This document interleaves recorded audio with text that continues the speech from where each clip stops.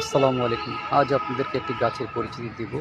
এই গাছটির বয়স আনুমানিক ৪৫ বছর। এটা বাংলাদেশে রেন্ডি কড়ই বলে, আসলে রেইন ট্রি, কড়ই গাছ। রমনা পার্কে এই ধরনের অনেকগুলো গাছ আছে, তার মধ্যে থেকে আজ আমি এই গাছটিকে বেছে নিয়েছি।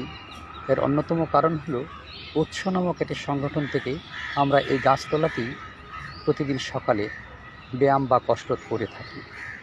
তাই এই গাছটিকে আমি বেছে নিলাম। আপনারা দেখুন এই গাছগুলোর ডালপালা কত বড়। এই যে গোড়ার দিকটা আমি হাত দিয়েছি, এখানে দেখুন কত বড়।